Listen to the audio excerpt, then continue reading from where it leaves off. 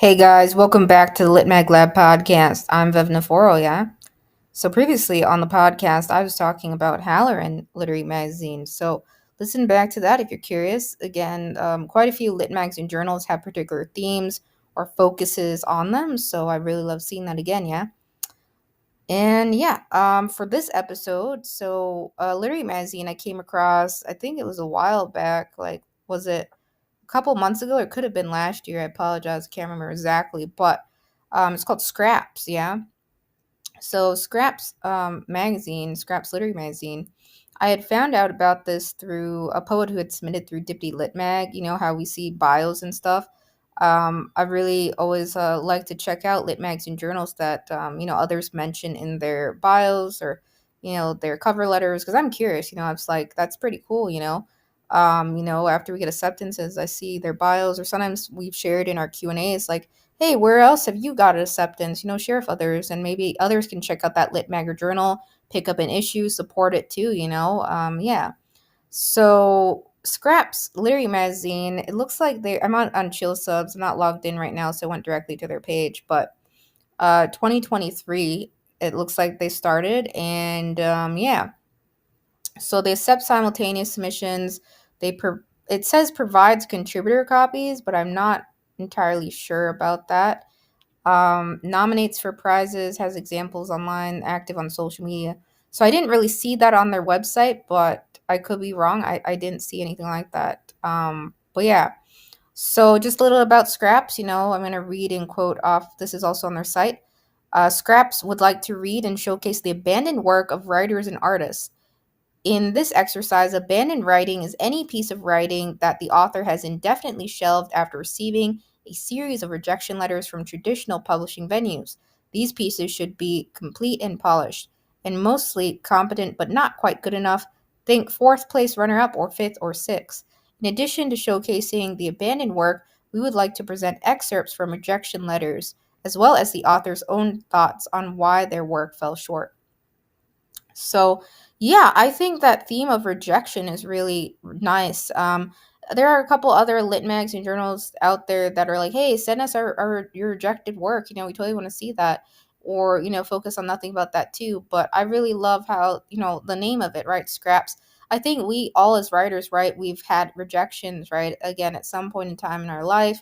And we have a lot of writing that's just sitting, maybe collecting dust because it's been rejected so many times. So I like seeing lit mags and journals put an emphasis. They're like, yeah, send us these rejected pieces and then reflect on it. Reflect why do you think this particular piece is falling short with others, or look back on that. I think that whole aspect of reflecting is so important as a writer and artist and creator, and it's beneficial to do that. So I think that's fairly unique what they're asking. So let's head over to their site real quick, and then I'll dip back into this.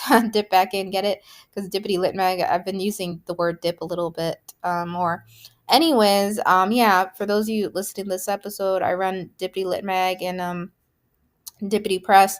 I will do an episode actually a little bit on Dippity Lit Mag, I think, next for you guys too. Just sharing some updates and stuff. But yeah, let's go back over to Scraps. So this is their website, and you can see they have each publication here, and yeah, it appears to be solely online, so that's why it was confusing to me where it says provides contributor copies. That could be an error, or they may be looking at maybe doing that in the future. I'm not aware. But yeah, so the one thing I will say, I'm reviewing websites as well, pointing out things I really love about it, things perhaps could improve.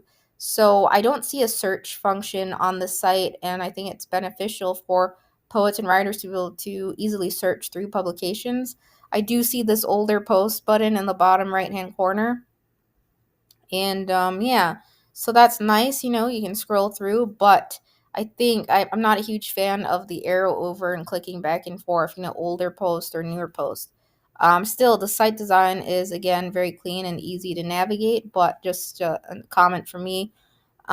Issues. So you can see if I go over here, they don't seem to have, this doesn't drop down. So I don't know if they're looking to do serialization or to enter, I don't see numerical ordering, in terms of issues like 1, 2, 3 or .1.1. So that's something, I think they don't have that format for their online publications, and not a lot of places do, but I like seeing it, it for issues like numerical order. So if we go over to submissions, I'll show you guys and scroll down. So again, just a little bit about them. I read that earlier. So if we go further down, again, it highlights again a piece of abandoned work, a story or a poem, or a song or a comic or video performance. Shorter is better, it says here on their site, and I'm quoting it. A sample of rejection letters and a reflection on what went wrong. So some other things about Scraps, right? They publish one entry a month. It says payment is $50. There's no submission fee, but they do accept donations. So that's great. They have buy me a coffee page. It's not buy me a coffee. It's the one that looks like Wi-Fi again. So KO-FI. I guess is it pronounced coffee, guys? Let me know. Is it also pronounced I have to say, is it Ko-Fi or coffee? Because when I look at it, it's Ko-Fi, right? Or coffee. I guess they're both, similar. Anyways, but yeah, they have that. So I like seeing that. They're highlighting, support us. Support us through donations. We're going to have no submission fees. I think that's really nice. Yeah, and quoting this off their site too, as you can see here, they said this is an ugly enterprise, so don't worry if the piece is ugly. And don't worry about polishing the work before submitting it. I think that's great. They're saying submit it to us as is, as rough as it is, but it was rejected. So, reflect on it, send us sample rejection letters. And they do, of course, in the rejection letter, I think they pull out, any personal details and stuff too, which is nice. Yeah.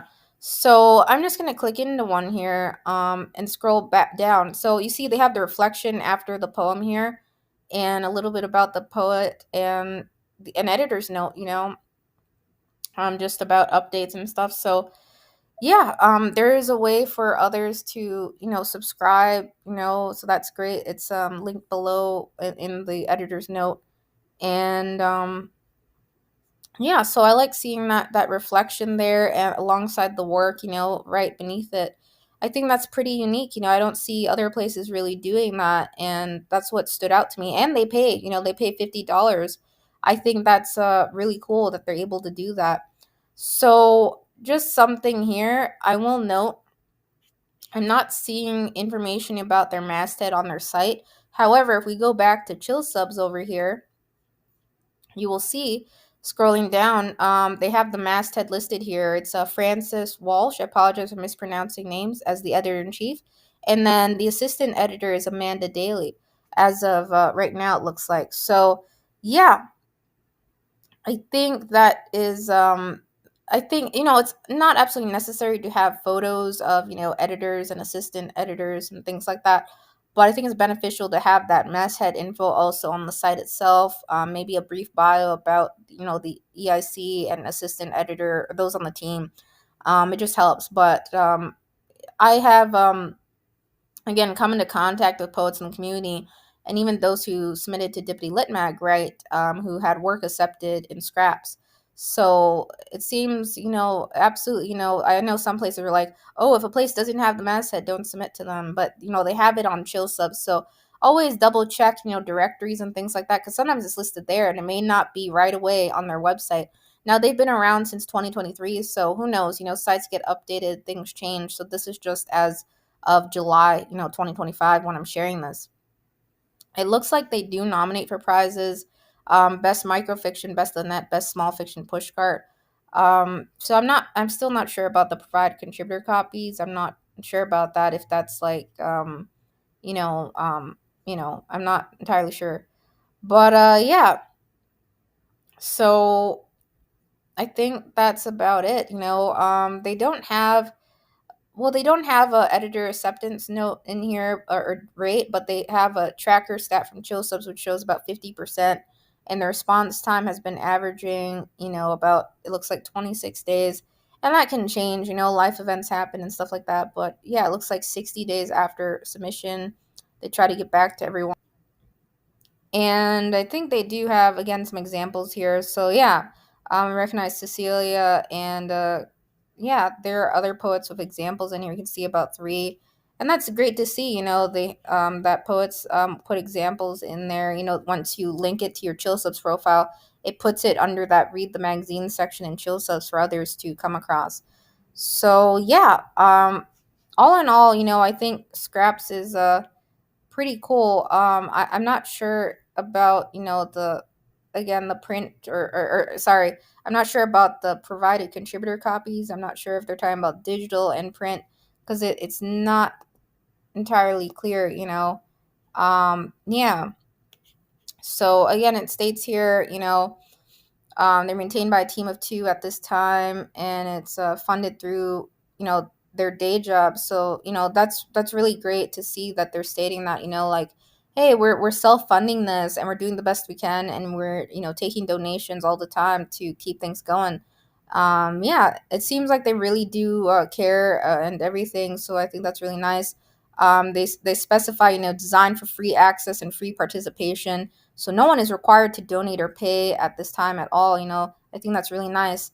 Um, yeah, I think they have a pretty neat vibe to it. Rejected work, and I think it's cool to see that.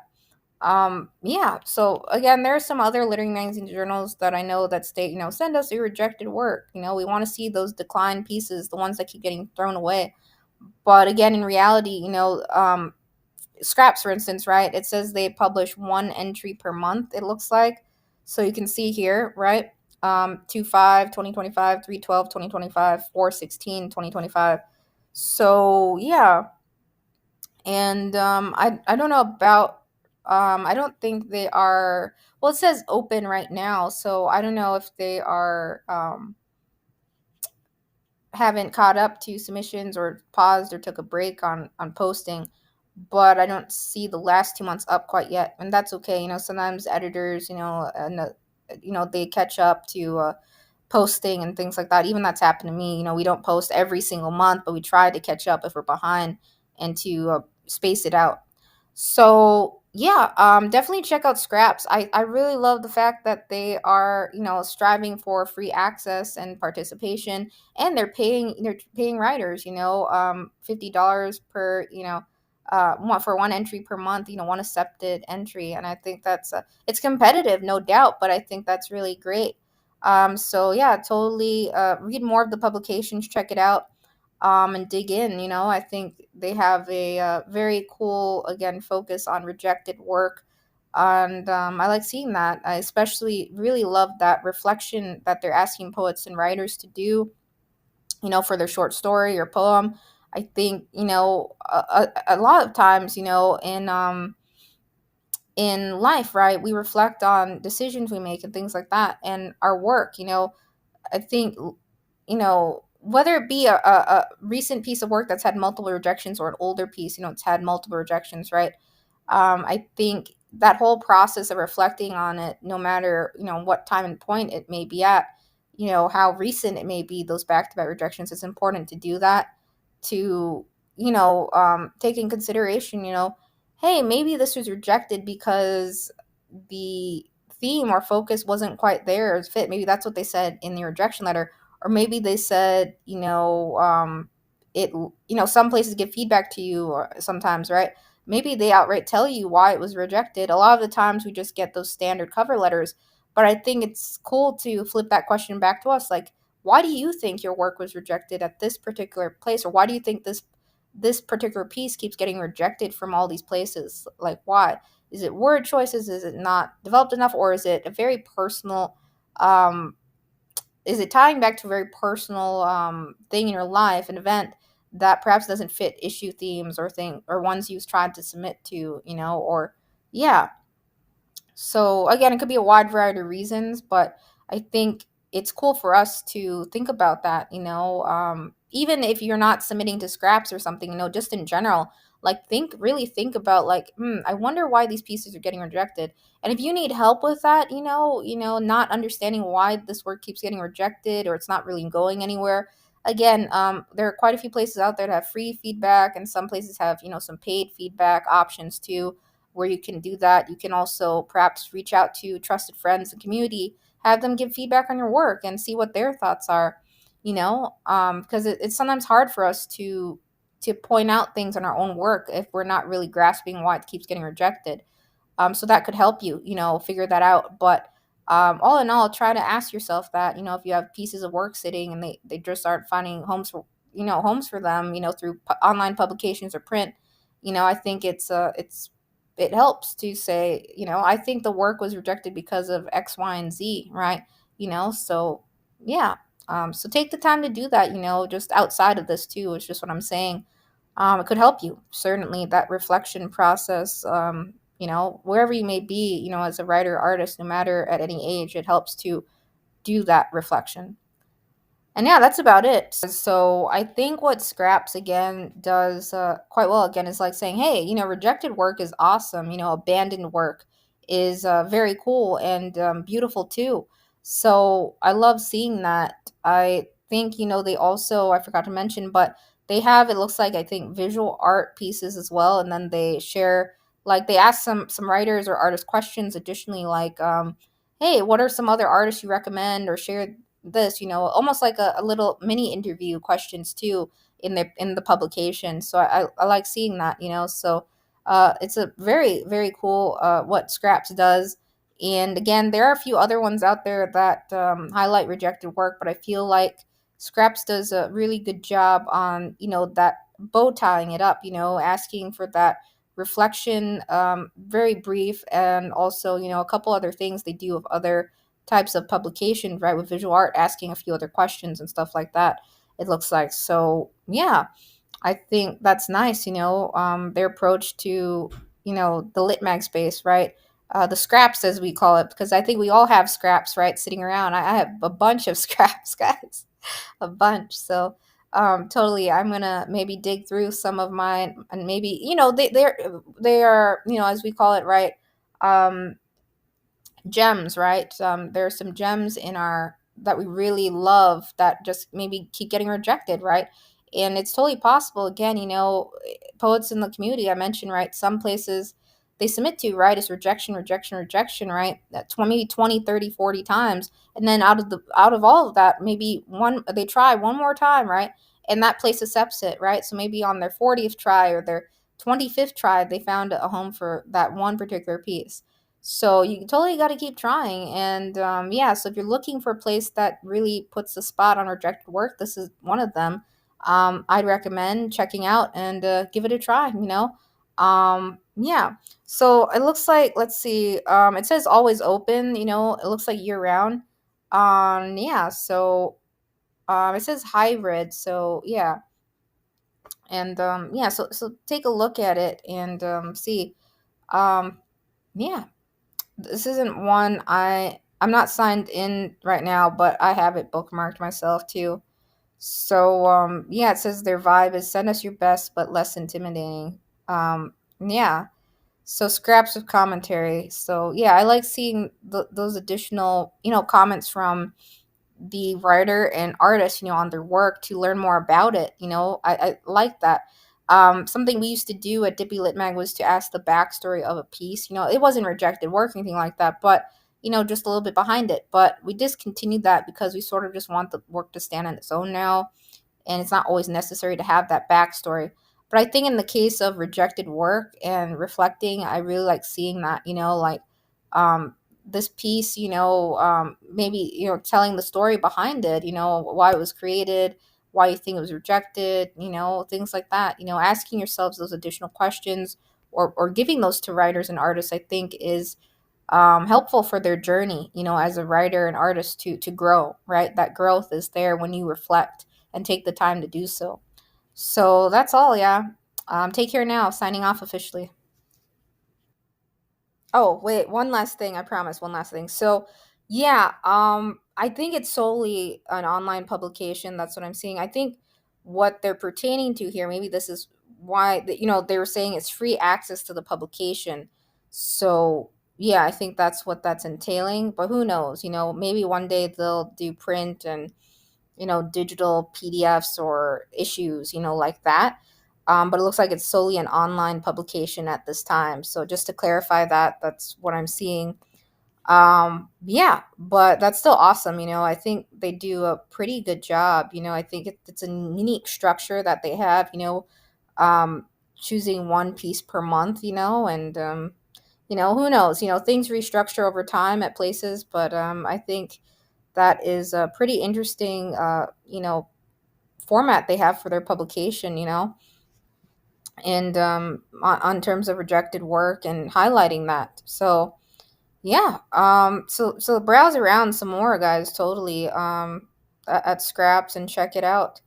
Yeah, I think it's a pretty cool vibe that they have, and yeah, I love checking out places that are a little bit different from most, in the terms of like their publication frequency, and asking for perhaps a few more additional things along with the submission, besides just the typical cover letter and your submission, right? They're also asking for to see samples of those rejection letters and to have you reflect on it. I think that's pretty great, to have that in the submissions. They also, again, just a reminder, abandoned work, right? They are also stating it could be a song, a comic, a video performance. And it also looks like visual art also is considered, just based on what I was seeing. So yeah, I think that's great. Again, they tug out the names of journals and editors from the final product. And then it seems like, um, yeah, they do all of that, and it's pretty nice. How they have it all together. Um, yeah, it says, I will be accepting your work for publication while you simultaneously reject this piece. In this way, you can think of your reflection as another rejection letter that you're writing to yourself. So yeah, I think that's it. I just forgot to read that additional portion for you guys. So I think that's a great way to put it, right? In a sense that you are creating almost like a rejection letter to yourself. In that reflection. Um, and yeah, I think a lot of the times we're like, I love my work. It's really awesome and they should accept it. But, I think it's important that we look back and say, hey, maybe this is what went wrong, with this piece, as they stated at Scraps, right? This is maybe what I could change. Maybe this would change it to getting an acceptance one day, if maybe I should have done this instead, right? I think we always have those what ifs with our publications and our work, just in general. It doesn't necessarily always have to be poetry or short story, but I mean, in general, with our work, right, we always have like, what if I went in this direction with it? Or what if I changed this and revised it down to like this, just thoughts like that. Um, yeah, so I think that's about it. Again, they do pay poets for their work acceptances, but it's a pretty tight competitive, right? Once per month. I don't know, again, if they're ever going to change that frequency, but I think it's a um, pretty nice structure that they have overall. I like seeing places that are able to do that. They're like, we're supporting this ourselves, and we're paying writers for their work, and we also take donations to help keep things running. So check them out. Support Scraps, and yeah.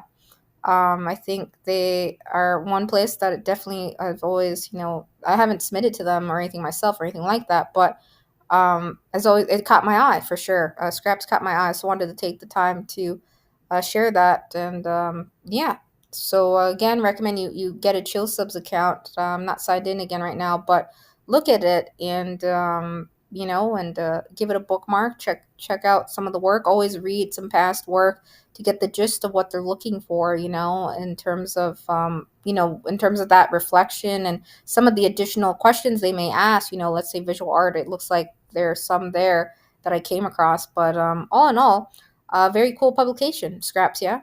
So now, bye, guys. I promise. No more PS notes. Yeah.